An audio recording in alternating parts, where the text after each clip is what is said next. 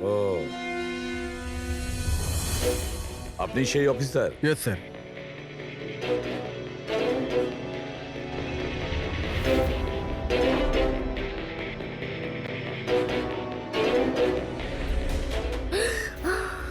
প্রশান্ত?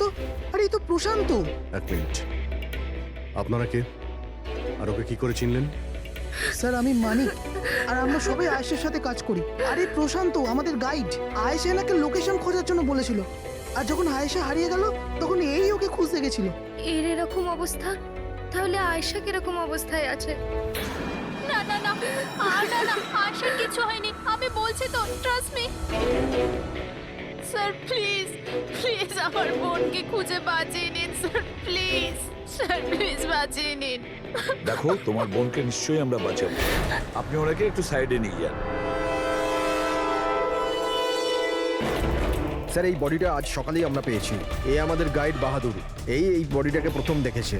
এই প্রশান্ত কি একা গিয়েছিল আয়েশাকে খোঁজার জন্য? হ্যাঁ স্যার, কারণ ও জঙ্গলের সমস্ত রাস্তা চিনতো। যত ভালো করেই চিনুক না কেন, রাতের অন্ধকারে ঘন জঙ্গলে বিনা পারমিশনে বিনা গাইডে রাতে ঘোরাফেরা নিজে থেকে মৃত্যুকে ডেকে আনা, তোমরা খুব বড় ভুল করেছো। এই বডিটা এইভাবে পেয়েছি, জানি না দ্বিতীয়টা কি অবস্থায় পাবো। আচ্ছা এটা বলো যে এখানে কোনো হিংস্র জানোয়ার আছে? এরকম কোনো হিংস্র জন্তু নেই, ঘন জঙ্গল, হারিয়ে যাওয়ার ভয় আছে। কোন জন্তু জানোয়ারের আঁচড় তো মনে হচ্ছে না, কিন্তু এটা ছুরির আঘাত বলে মনে হচ্ছে। একে ছুরি দিয়ে খুন করা হয়েছে।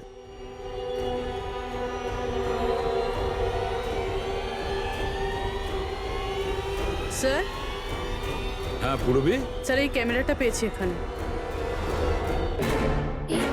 এটা তো আয়েশার ক্যামেরা। হ্যাঁ স্যার, এটা আশা 3 দিন আগে কিনেছিল। এটা চালিয়ে একবার দেখো তো। স্যার এটা অনই হচ্ছে না। কেন? এটার ব্যাটারি ডাউন স্যার, আর আমাদের কাছে ডিভাইসও নেই এটা চিপ ইনসার্ট করার জন্য। ও মাই গড। আপনারা এইসব শেষ করুন, এগুলো পরে করবেন, আগে আমার বোনকে খুঁজুন। আপনারা বুঝছেন না কেন, হারিয়ে গেছে।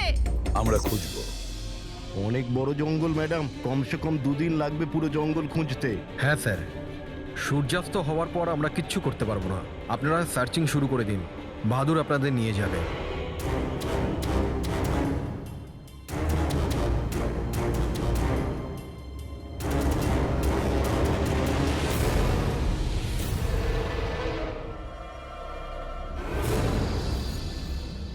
স্যার স্যার আমরা জঙ্গলের অনেক ভেতরে চলে এসেছি স্যার।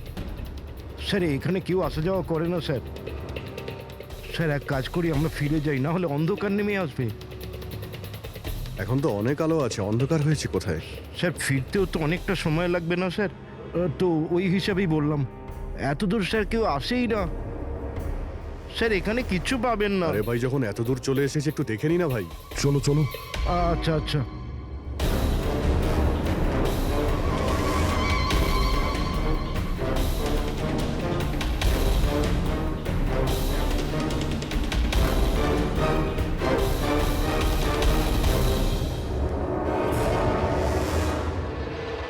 তোমরা এই জঙ্গলে ফিল্মের শুটিং করতে এসেছিলে, আর শুধুমাত্র আয়েশাই নিখোঁজ হলো, আর তোমরা ওকে খোঁজার চেষ্টাই করনি। স্যার আমরা খুব ভয় পেয়ে গিয়েছিলাম, আর এখানে ওয়েব সিরিজ শুট করার আইডিয়া আয়েশারই ছিল।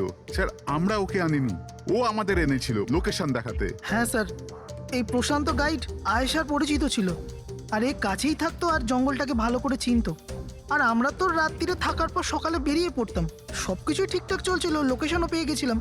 আর এরপর আমরা টেন্টের বাইরে আগুন জ্বালিয়ে খাবার বানাচ্ছিলাম। কটার সময়ের ঘটনা এটা? 5টা-6টা নাগাদ। আর তখনই হঠাৎ আয়েশা নিজের ক্যামেরা নিল আর জঙ্গলের দিকে যেতে লাগলো। জঙ্গলের দিকে যাচ্ছিল কেন? ও বলেছিল যে ও আশেপাশের একটুখানি ভিডিও করে হিরণকে পাঠিয়ে দেবে, আর ও এটাও বলেছিল আশেপাশেই থাকবে আর তাড়াতাড়ি ফিরে আসবে। তারপর অনেকক্ষণ পর্যন্ত যখন ও এলো না, তখন আমাদের মনে হলো যে কিছু গন্ডগোল আছে। এর আগে আমরা কিছু করতাম কি, সেখানে প্রশান্ত চলে এলো। ও জানতে পারলো তো ও নিজেই খুঁজতে চলে গেল। আর ও আমাদের ওখানেই থাকতে বললো। ও বললো যে জঙ্গলটা খুব বিপজ্জনক আর আমাদেরও প্রাণের ঝুঁকি থাকতে পারে। ব্যাস এটা বলেই ও জঙ্গলে ঢুকে গেল স্যার। তার মানে ওই প্রশান্ত আর ফিরে আসেনি, আর তোমরা পালিয়ে গেছো এখান থেকে নিজেদের বাঁচাতে। না স্যার, আমরা ওখানেই ছিলাম যখন চিৎকারটা শুনলাম। 15-20 মিনিট পর্যন্ত একটা মেয়ের স্যার স্যার ওই চিৎকার শুনে আমরা খুব ভয় পেয়ে গেছিলাম, আর তারপর আমরা ওখান থেকে পালিয়ে গেলাম। স্যার আমরা খুব বড় ভুল করে ফেলেছি। চিৎকারটা শুনে আমাদের এখান থেকে পালানো উচিত হয়নি, আয়েশাকে সাহায্য করা উচিত ছিল। সত্যিই তোমরা একটা বড় ভুল করেছো। আয়েশার চিৎকার শুনে যদি তোমরা জঙ্গলে ঢুকতে, আয়েশা এখন আমাদের সঙ্গে থাকতো, আর প্রশান্ত ও হয়তো বেঁচে যেত। তুমি তো বলছিলে যে এত ভেতরে জঙ্গলের কেউ আসতে পারে না, এটা কি? স্যার আমি জানি না, কিন্তু এটা আমাদের ডিপার্টমেন্টের কখনোই নয়। জঙ্গলের মধ্যে টেন্ট, দেখছি এর ভেতরে কে আছে।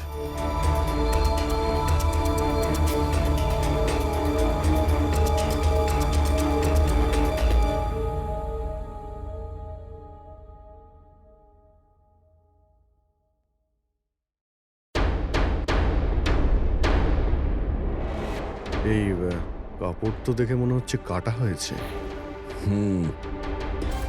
টেন্ট পিছন দিক দিয়ে কেটেছে, তার মানে সামনে কোনো বিপদ ছিল।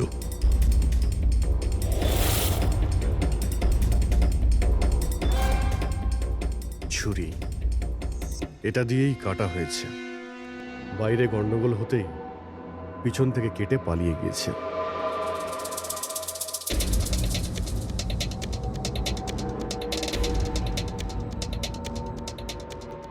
রাতে থাকার পুরোপুরি বন্দোবস্ত ছিল এখানে, বনফায়ার।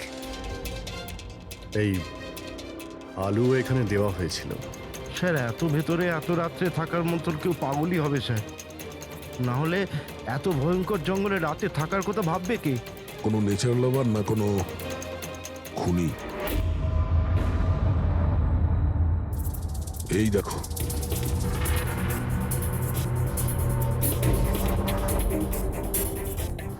রক্ত। মনে হচ্ছে এখানে এই পাথরের ওপর কেউ বসেছিল, হতে পারে আগুন পোয়াচ্ছিল, আর কেউ ওর ওপর হামলা করেছে। এটা দেখে টেন্টের মধ্যে যে ছিল সে পালিয়ে গেছে। চলো আগে গিয়ে দেখি। স্যার স্যার সূর্য অস্ত যাচ্ছে স্যার, ফিরতেও 2 ঘন্টা কমসে কম লাগবে। ফিরে যাই স্যার। ঠিক আছে, কালকে আবার আসবো। স্যার আমরা আয়েশার টিমকে এই ছবিগুলো দেখিয়েছিলাম, ওরা বলল যে এই টেন্ট ওদের ক্যাম্পের নয়। স্যার হ্যাঁ পুরবি, আয়শার ক্যামেরার চিপ। হিরালদি, তুমি এটা মিস করলে। আমি তোমায় বলেছিলাম না আমার সাথে এসো। জানো এখানে এত বেশি গ্রিনারি আছে। লুক এট দিস, এতগুলো গাছ। It's so beautiful. দিদি আমি হাঁপিয়ে গেছি, মনে হচ্ছে আমি জঙ্গলের অনেক ভেতরে এসে গেছি। জঙ্গল তো পুরো একই রকমের না? আমি রাস্তা খুঁজে নেব, খুব একটা মুশকিল নয়।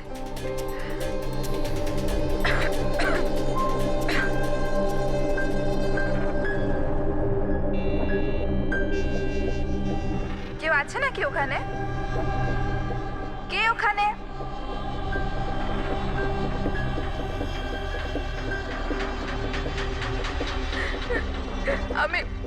আমি ফেঁসে গেছি এখানে। আমি কিছু বুঝতে পারছি না, এখান থেকে আমি কি করে বাইরে যাব। আই এম সরি দিদি, আমার এখানে আসা উচিত হয়নি। আমার মনে হচ্ছে না যে আমি এখান থেকে বেঁচে ফিরতে পারবো। আমায় ক্ষমা করে দিও।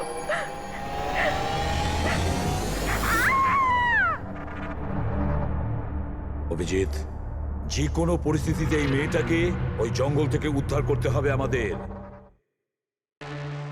হ্যাঁ সালুকে। বস, আয়েশা যে জিনিসগুলো রোজ ব্যবহার করত, আমি সেই প্রত্যেকটা জিনিস থেকে ডিএনএ স্যাম্পল নিয়েছি, কিন্তু আশ্চর্যের ব্যাপার কোনো স্যাম্পলই আয়েশার ডিএনএ এর সঙ্গে ম্যাচ করছে না। কি?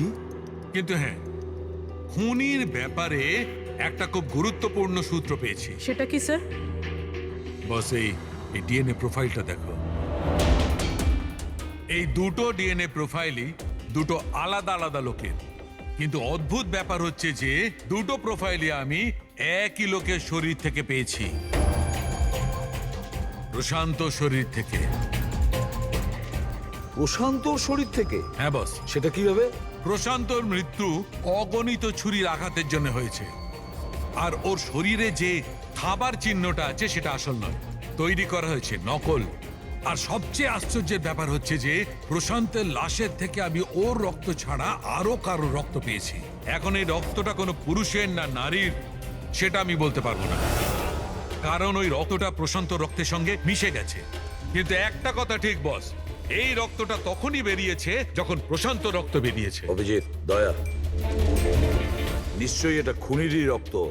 খুনি প্রশান্তর ওপর হামলা করে আর তখন নিজেকে বাঁচানোর জন্য প্রশান্ত ওর সঙ্গে মারামারি করে আর খুনির রক্ত প্রশান্ত শরীরে লেগে যায়। তবে খুনিরও গুরুতর আঘাত লেগেছে, সামান্য আঘাতে এত রক্ত বেরোবে না তার। তার মানে খুনির শরীরে এখনো আঘাতের চিহ্ন থাকা উচিত। আরো একটা কথা বস, কি? টেন্টের পাশে যে পাথরের উপর রক্তের ছাপ ছিল সেই রক্তটা প্রশান্তরই। তার মানে পুরো ব্যাপারটাই ওই তাঁবুর আশেপাশে ঘটেছে।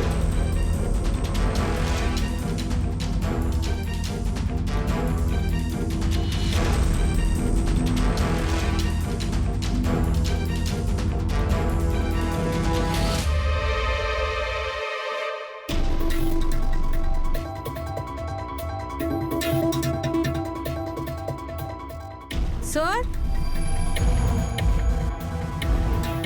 হ্যাঁ পুরবী, স্যার এই জুতোটা পেয়েছি। তাহলে কি এই জুতোটা আয়েশার না? তো এগিয়ে গিয়ে দেখি।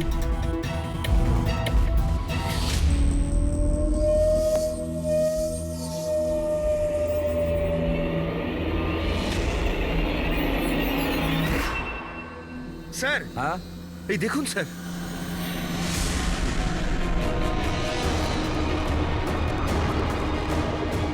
ছুরি দিয়ে আঘাত করেছে স্যারের পিঠে 5 বার। ওকে একটু উল্টে দাও। এ তো আয়েশা, ফেসটা তো পরিষ্কার দেখছি অভিজিৎ, না কোনো আঘাতের চিহ্ন, না কোনো কাটা দাগ। কিন্তু ওই ভিডিওতে যে দেখলাম। হ্যাঁ স্যার, ভিডিওতে এর মাথায় আঘাত লেগেছিল, রক্ত বেরোচ্ছিল। এখানে তো আঘাতের কোনো চিহ্নই নেই, একদম পরিষ্কার। তার মানে হলো ওই ভিডিওটা নকল। মানে আয়েশা অ্যাক্টিং আর মেকআপ দিয়ে দেখানোর চেষ্টা করেছিল যে ওকে কেউ মারতে চাইছে, খুন করতে চাইছে। কিন্তু এটা কেন করবে? স্যার, কেউ হয়তো মজা করবে, আর না হলে কোনো ভয়ঙ্কর পরিস্থিতি থেকে বাঁচার জন্য নাটক করছে। আর দুটো অবস্থাতেই এর মিথ্যেটা সত্যি হয়ে যায়। আর ও যা কিছু করেছিল, কেন করেছিল, সে তোর বন্ধু আর আত্মীয়রাই বলতে পারবে। সবাইকে ডেকে নাও। প্যাড্রিক, আয়েশার সমস্ত ফোন রেকর্ড চেক করো। দেখো এই ঘটনাটার পরে ও কাদের কাদের সঙ্গে কথা বলেছিল আর তারা সেই মুহূর্তে কোথায় ছিল।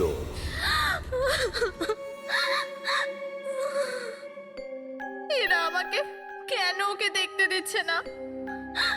কি বাজে ভাবে মেরেছে আমার বোনকে। আর এরা বলছে যে ও নিজের মৃত্যুর নাটক করেছে, নিজের মার্ডারের নাটক। আর ওই নাটক সত্যি হয়ে গেছে। ভুল বলছে ওরা, মিথ্যে। আমাদের আয়েশা এরকম করতেই পারে না। আপনারা ভুল অভিযোগ করছেন।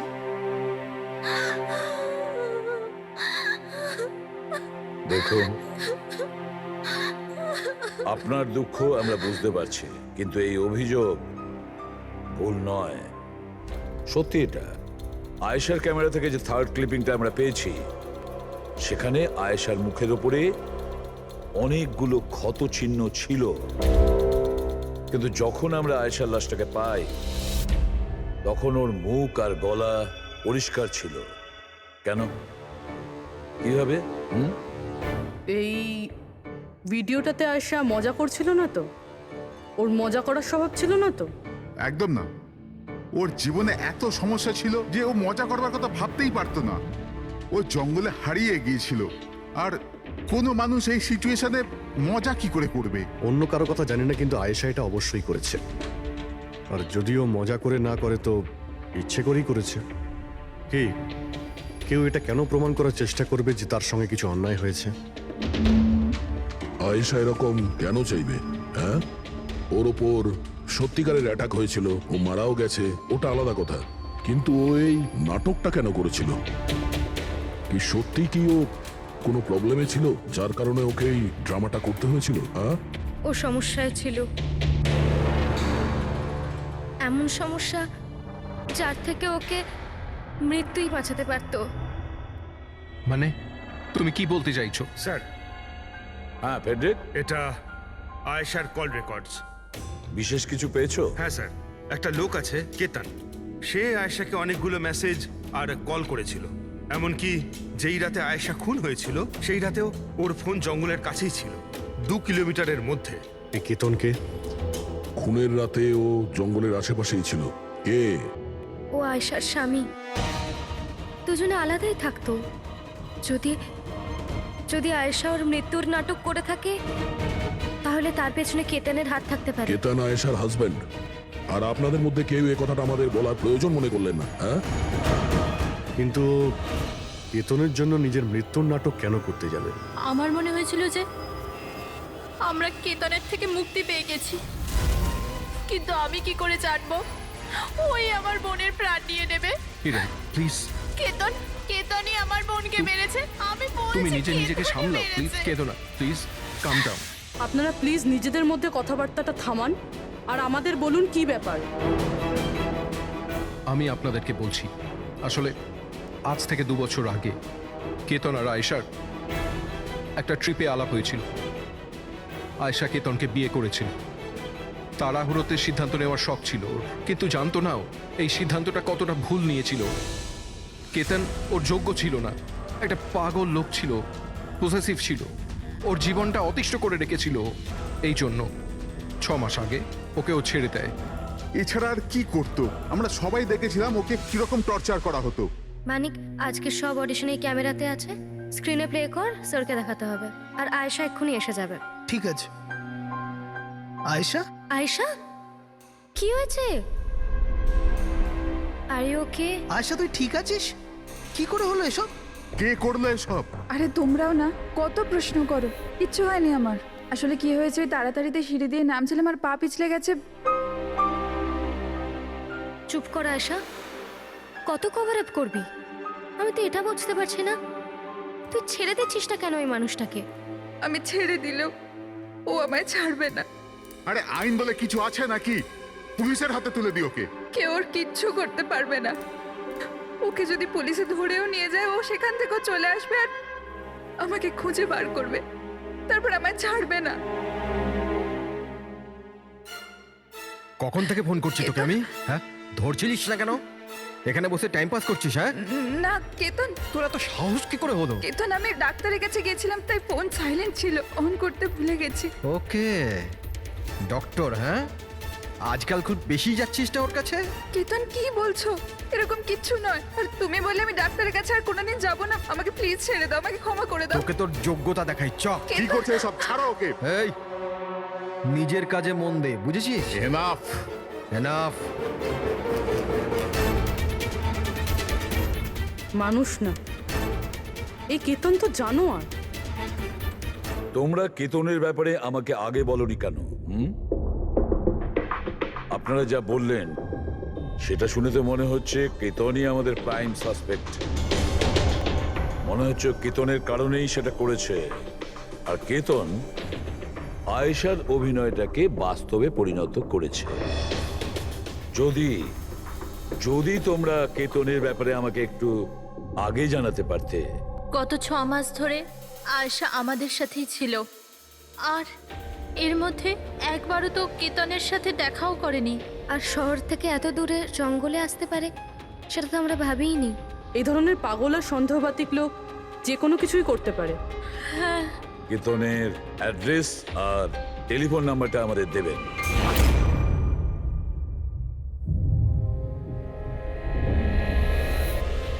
কেতন,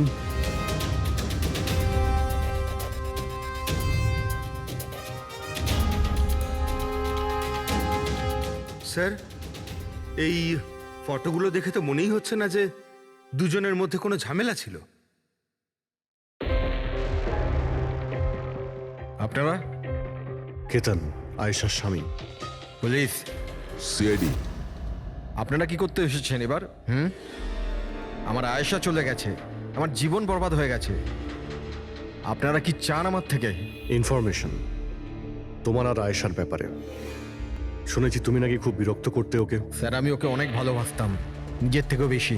সেই কারণে ওকে টর্চার করতে, মারতেও? হ্যাঁ, আমি কেন টর্চার করবো ওকে? তোমার কাছ থেকে বাঁচার জন্য কোর্টের কাছে সাহায্য চেয়েছিল, তাও তুমি ওকে বিরক্ত করা বন্ধ করনি। স্যার মিথ্যে কথা এসব, এরকম কিছুই ছিল না। মিস্টার কেতন, রেকর্ড আছে আমাদের কাছে। তুমি বারবার ওকে ফোন করে আর মেসেজ করে হুমকি দিয়েছিলে। আর এটাও কাউকে বলেওনি, আমরা জেনে গেছি। আর তাছাড়াও গত 6 মাস ধরে তুমি হেরাল আর রোহানের ঘরের আশেপাশে ঘোরাফেরা করছিলে। আর যে রাতে আয়েশা খুন হয়েছে ওই রাতে তুমি ওই জঙ্গলেই ছিলে। এগুলো তোমার ফোনের লোকেশন থেকে পাওয়া গেছে। নিজের অপরাধটাকে লুকানোর চেষ্টা করো না, কোনো লাভ হবে না। আর এই ডবল মার্ডারে খুনিরও প্রচুর আঘাত লেগেছে। এই কি করে লাগলো তোমার? স্যার এই আঘাতটা ওই দিন ঝোপেতেই লেগেছিল, কিন্তু এরকম কিছুই নয় যেটা আপনারা ভাবছেন। স্যার আমি আয়েশাকে মারিনি। স্যার আমি মানছি যে আমি ওই দিন জঙ্গলে গিয়েছিলাম, কিন্তু স্যার আমি তো শুধু ওর সাথে কথা বলার জন্য গিয়েছিলাম। স্যার পুরো 6 মাস হয়ে গেছে, আমি ওকে দেখিনি পর্যন্ত। খুব মিস করতাম স্যার ওকে, ওর সাথে দেখা করতে চাইতাম, ওর সাথে কথা বলতে চাইতাম, যাতে ওকে বাড়িতে ফিরিয়ে আনতে পারি, যাতে আবার টর্চার করতে পারো। না স্যার, আমি বদলে গেছি স্যার। স্যার আমি তো এটাই বলতে চেয়েছিলাম, কিন্তু যখন আমি জঙ্গলে গেলাম দেখলাম যে ও অন্য কারোর সাথে যাচ্ছে জঙ্গলের ভেতর। স্যার আমি কি করতাম স্যার, আমি এমনিতেই মাথা গরমের লোক। আমি ভাবলাম বেকার বেকার ঝামেলা তৈরি হবে, সেই জন্য আমি চুপচাপ বাড়ি ফিরে এলাম স্যার। স্যার ট্রাস্ট মি, আমি কিচ্ছু করিনি, আমি মারিনি ওকে স্যার। দেখো কেতন, তুমি এখনো আমাদের সন্দেহের তালিকায় আছো। যতক্ষণে কেসটা শেষ না হচ্ছে তুমি হেফাজতে থাকবে। স্যার এই কেতনের কাছে কিন্তু আয়েশাকে মারার মোটিভ ছিল, ও তো বেঁচে গেছে। এবার বাকি রয়েছে এরা সবাই। হিরাল, সায়রা, অজিত, মানিক আর রুহান, এরা কি সবাই আয়েশার আপনজন ছিল? এদের কি মোটিভ হতে পারে? কারণ এদের মধ্যে তো কোনো প্রবলেম নজরে পড়ছে না। কেউ তো হবে স্যার যার আয়েশার মৃত্যু হলে লাভ হবে। কেউ কি পাবে ও মারা গেলে? সম্পত্তি, টাকা।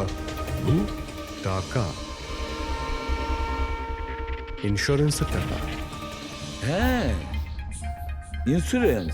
রবি, ফেডরিক, একটা কাজ করো, এই শহরে যতগুলো ইন্স্যুরেন্স কোম্পানি আছে সেখানে গিয়ে খোঁজ নাও আয়েশার নামে ওদের কাছে কোনো লাইফ ইন্স্যুরেন্স পলিসি আছে কিনা। কিন্তু একটা কথা, আয়েশার বন্ধু বা তাদের ফ্যামিলির কাউকে বলবে না কিছু। যদি ওদের মধ্যেই কেউ খুনি হয় সে সতর্ক হয়ে যাবে।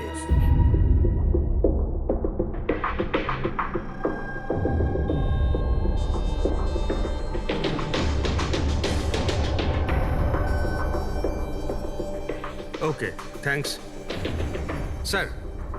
হ্যাঁ ফেডরিক, আয়েশার অ্যাকাউন্টে মাত্র 1 লাখ টাকা আছে, কোনো ফিক্সড ডিপোজিট পর্যন্ত নেই। স্যার তনিশা ইন্স্যুরেন্স প্রাইভেট লিমিটেডের কাছে আয়েশার নামে একটা বীমা পলিসি রয়েছে 50 লাখ টাকার। ও আচ্ছা। আর এই টাকা আয়েশার ভাগ্নি মানে ও দিদি আর জামাইবাবুর মেয়ে নিমিষা পাবে। আচ্ছা, তাহলে এই ব্যাপার। স্যার আসলে আপনারা কি চাইছেন? আমার যা জানা ছিল আমি সবকিছু বলে দিয়েছি। আর আপনারা জানেন আমার স্ত্রীর শরীর কতটা খারাপ, এখন আমার ওর সঙ্গে থাকা উচিত, আর আপনারা আমাকে এখানে আটকে রেখেছেন। স্যার বলার কি বাকি আছে? সব বলে দিয়েছি। অনেক কিছু বাকি আছে। তুমি একটু বেশি কথা বলো, সেই জন্য যা কিছু প্রশ্ন করব ঠিক তারই উত্তর দেবে। এই তোমার ওইখানে যে ফ্যাক্টরিটা আছে ওটা তো বাজেয়াপ্ত হতে চলেছে, এর লোন তুমি শোধ করতে পারোনি কি? হ্যাঁ, কিন্তু আপনারা এগুলো কেন জিজ্ঞাসা করছেন? আপনারা এগুলো কি করে জানলেন? প্রশ্ন নয়, শুধু উত্তর। আয়েশা তোমাদের সাথে তোমাদের বাড়িতেই থাকতো না? তাহলে 7 দিনে তুমি ওকে 41 বার কল করেছো কেন? বাহ বাহ বাহ, 7 দিনে 41টা কল এসেছে আয়েশা, দারুণ ব্যাপার। আর তার উপরেও তুমি অর্থ কষ্টে ভুগছিলে, তাই না? আর আয়েশার মৃত্যুর পরে তোমার ছোট বাচ্চা টাকা পেত 50 লক্ষ টাকা। আর ওই ছোট্ট নিরীহ শিশু সে কি করে জানবে 50 লাখের ধর্ম? ও কিভাবে ব্যবহার করবে? আর ওই 50 লক্ষ টাকা তো ভোগ করতো বাচ্চাটার বাবা, মানে তুমি, রোহন। থামুন আপনারা, চুপ করুন। আপনাদের কথা মতো আমি আয়েশাকে মেরেছি স্যার। আমার ওপর 15 কোটি টাকার লোন আছে, 50 লাখে আমার কিচ্ছু হবে না। আমি আয়েশাকে মারবো, আর ওটা যা ওর শরীরের ওপর থেকে খুনির রক্ত পাওয়া গেছে? আপনারা দেখতে পারেন আমার গায়ে কোনো চোটই লাগেনি, কারণ আমি ওখানে ছিলামই না, আমি কাউকে খুন করিনি। সব ঠিক করা ছিল, প্রশান্ত সবকিছু সামলানোর কথা ছিল। এক মিনিট, কি সামলে নিত? হ্যাঁ, প্রশান্ত কি সামলে নিত? বলো, প্রশান্ত কি সামলে নিত? স্যার, আমার ভুল হয়ে গেছে। আমার সবকিছু আপনাদের আগেই বলে দেওয়া উচিত ছিল। আমি ভয় পেয়ে গেছিলাম, খুব ভয় পেয়ে গেছিলাম। কোনটা বলার ছিল আগে? তাড়াতাড়ি বলো। আমি আয়েশার প্ল্যানে যুক্ত ছিলাম। আমরা শুধু ওকে মৃত দেখাতে চেয়েছিলাম, অ্যাকচুয়ালি ওর মরার কথা ছিল না। তার মানে আমাদের সন্দেহ ঠিক ছিল স্যার। সবকিছু ঠিক ছিল। ওই ভিডিওটা নকল ছিল, শুধু কেতনের থেকে বাঁচার জন্য ছিল। আর তুমিও এই প্ল্যানে জড়িত ছিলে। স্যার, কেতন আয়েশার জীবন অতিষ্ঠ করে দিয়েছিল। ও বেচারি চুপ থাকতো, কাউকে কিছু বলতো না।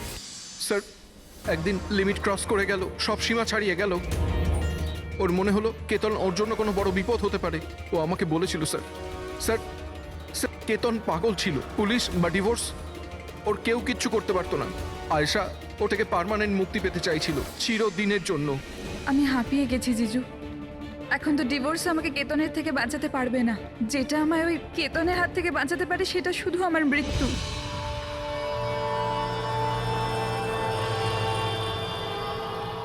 আয়েশা, এটাই যদি একমাত্র রাস্তা হয় তাহলে এটাই ঠিক। তোমার মৃত্যু তোমায় কেতনের হাত থেকে বাঁচাতে পারে। মরে যাও। হোয়াট? রিল্যাক্স, আমার কাছে একটা আইডিয়া আছে। আমাদেরকে এমন কিছু করতে হবে যাতে মনে হয় আয়েশা মরে গেছে। তোমার সাথে কোনো দুর্ঘটনা হলো বা কেউ তোমাকে মেরে দিল, আর বডিকে এতটা খারাপ করে দেওয়া হলো যে কেউ চিনতে না পারে। আয়েশা, তারপর তুমি এখান থেকে অনেক দূর চলে যাবে, আর তোমার ওই ইন্স্যুরেন্সের টাকা যেটা মিমির নামে আছে আমি তোমাকে পৌঁছে দেব।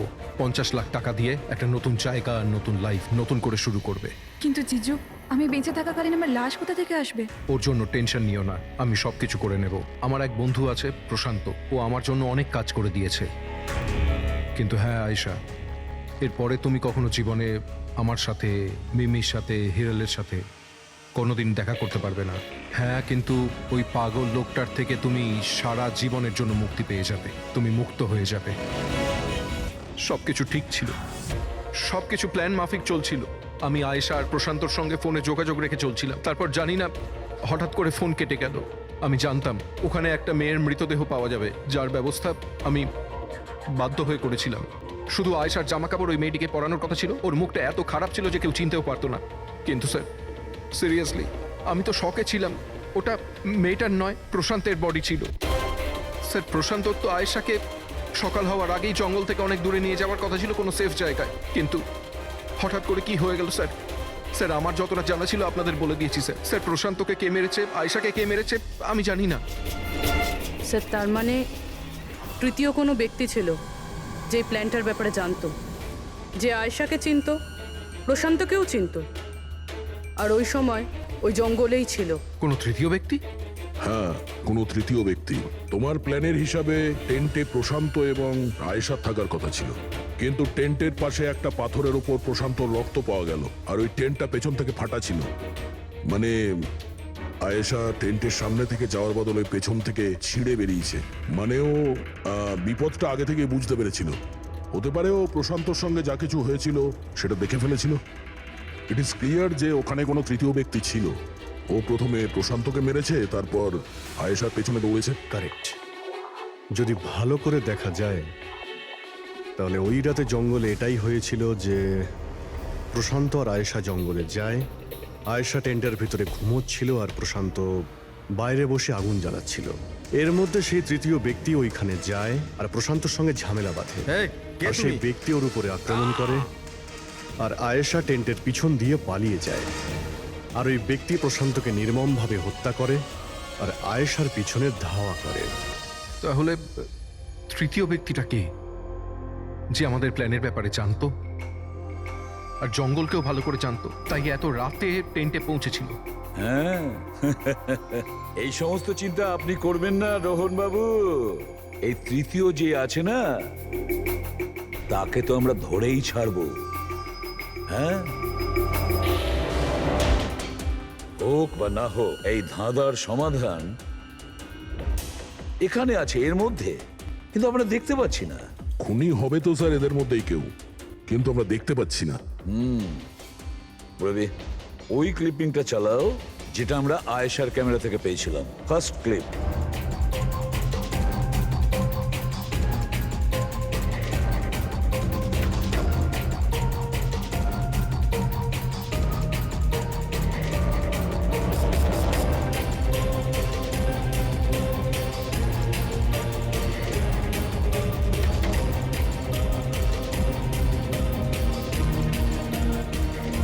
ইয়েস, তুমি ঠিকই বলেছিলে, খুনি আমাদের সামনেই আছে, কিন্তু আমরা দেখতে পাচ্ছি না। একটা কাজ করো, সবাইকে জঙ্গলে ডেকে নাও, তখনই বোঝা যাবে। স্যার, এখনো আপনারা আমার ওপর সন্দেহ করছেন, যেখানে আমি আপনাদের সবকিছু সত্যি কথা বলেই দিয়েছি। স্যার আমি আমার বউকে কেন মারবো স্যার? আমি তোকে ভালোবাসি স্যার। আমার বোনের খুনিকে খোঁজার বদলে আপনারা আমাদেরই জিজ্ঞাসাবাদ করছেন। আর ওর গায়েব হওয়ার খবর তো আমি হিরাল ম্যামকে দিয়েছি, আর আমরা যদি কিছু করতাম তো আমরা কেন ফোন করতাম? হ্যাঁ, কিন্তু কেউ তো আয়েশাকে খুন করেছে, আর কে খুন করেছে সেটা আমরা জানি। আয়েশাকে খুন তোমাদের মধ্যেই কেউ করেছে, তোমাদের মধ্যেই কেউ। আমাদের মধ্যে কে হতে পারে স্যার? এখনই জানতে পারা যাবে। রোহন, তুমি একটা কথা বলো, আয়েশা রেকির জন্য তোমার বাড়ি থেকে দুর্ঘটনার একদিন আগেই গিয়েছিল না? হ্যাঁ স্যার, একদিন আগেই গিয়েছিল। আর এটা সেদিনেরই ছবি, তাই না? যেদিন ওর রেকিতে যাওয়ার কথা ছিল। আয়েশার অ্যাকাউন্ট ওই পোস্ট করেছে, তো ওরই হবে। আর আপনারা আমার বোনের খুনিকে খোঁজার বদলে এরকম ফালতু জিজ্ঞাসাবাদ করছেন, আমাদের উপরে ব্লেম করছেন। এতে কি প্রমাণ পাবেন আপনারা? এটাই যে তোমরা আয়েশাকে জীবন্ত দেখেছিলে শেষবার ওই দিনই, তারপরও নিখোঁজ হয়ে গেছিল, তোমরা আমাদের বলেছিলে। আচ্ছা, ও কি কি পরেছিল অপর্ণা, তুমি বলেছিলে, তোমার মনে আছে? হ্যাঁ, ওনা স্কাই ব্লু কালারের টি শার্ট পরেছিল আর ব্ল্যাক কার্গো প্যান্ট ছিল। হাই পনিও করেছিল। আপনার তো নিশ্চয়ই মনেই আছে। হিরাল, তুমি কি করে জানলে আয়েশা মরার সময় কি কাপড় পরেছিল? বলো, আরে বলো না। কারণ সেই দিন এ জঙ্গলেই ছিল। এই প্রশান্তকে মেরেছে, আর তারপর আয়েশার পিছনে দৌড়োয়, ওর পিছু নেয় আর ওকে মেরে ফেলে। আর প্রশান্তকে মারার সময় তোমার গভীর আঘাতও লাগে। দেখাও। হট সারুন, আমার দূরে থাকুন। হ্যাঁ, আমার থেকে। একে তো আপনারা আমার বোনের খুনিকে খুঁজে পাচ্ছেন না, তার উপরে আমার উপরে অভিযোগ দিচ্ছেন। হ্যাঁ, ব্যাস, অনেক অভিনয় করেছো, এবার ঠিক করে বলো, কেন মেরেছো তুমি আয়েশাকে? হ্যাঁ, আমি মেরেছি আয়েশাকে। আমি মেরেছি আয়েশাকে।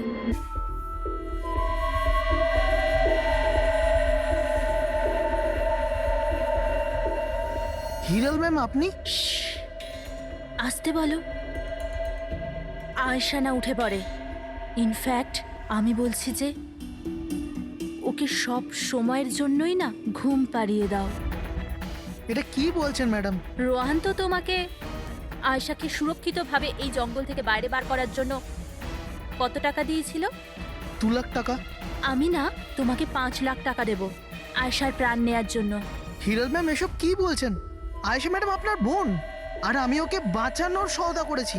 আমি ওর সাথে বেইমানি করতে পারবো না।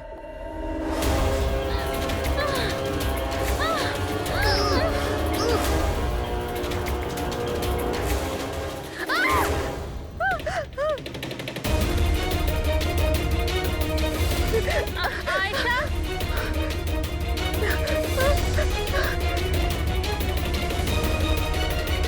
আয়েশা,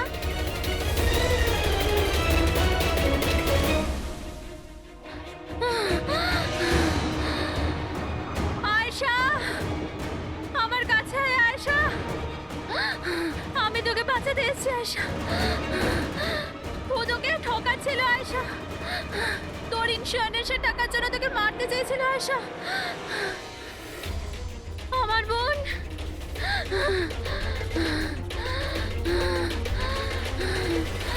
আয়েশা। সরি দিদি, আমি কিচ্ছু জানতাম না এই ব্যাপারে। সরি, আমার জন্য তোমার এত কষ্ট হলো। আমি জানতাম না যে জিজু এরকম কিছু করছে। আই এম সো সরি দিদি। আমার বোন। সরি দিদি। তুই সরি বলিস না, হ্যাঁ? এটা তো আমার বলা উচিত। কেন দিদি? I am sorry. কেন কেন মেরেছো তুমি তোমার বোন আয়েশাকে? আপনারা জানেন না আয়েশাকে, ও সবসময় না সবার প্রিয় হয়ে এসছে। ভালোবাসার আয়েশা, সবাই ওকে ভালোবাসতো, আমাকে নয়। মা, বাবা, আমার সব বন্ধু, ইনফ্যাক্ট রোহান, আমার মেয়ে নিম্মিও আমার থেকে বেশি ওকে ভালোবাসতো। ও রোহানকেও আমার থেকে ছিনিয়ে নিতে চেয়েছিল। আমি রোহান আর নিম্মিকে নিজের থেকে দূরে যেতে দেখতে পারতাম না। না, আপনি বলুন আমি কি করতাম? আমি ভাবলাম সবসময় ও আমাকে হিংসা করে না, জিতেওছে সবসময়। না থাকবে আয়েশা, আর না থাকবে ওর জিত। এর জন্য মেরে ফেলেছি আমি ওকে। হিরাল, তুমি এটা কি করে করতে পারো? আরে আয়েশা তোমার ছোট বোন ছিল, আমাকে বড় দাদার মতো দেখতো। আমি ওর সাথে এগুলো কখনো স্বপ্নতেও ভাবতে পারি না। আমার লজ্জা লাগে তোমাকে আমার স্ত্রী বলতে। রোহান, তোমার ভুল নেই এতে। সব ভুল ওই আয়েশার। ওই সব করছিল। ও না তোমাকে আমার থেকে ছিনিয়ে নিতে চেয়েছিল, কিন্তু এখন তো এটা হবেই না। এবার তো তোমাকে কেউ আমার থেকে কেড়ে নিতে পারবে না। খুব বড় ভুল করেছো তুমি। তোমার সন্দেহ, তোমার ইনসিকিউরিটি একটা নিরীহ মানুষের প্রাণ নিয়েছে, প্রশান্ত গাইডের। আর তাছাড়াও তুমি তোমার আপন বোনকেও মেরেছো।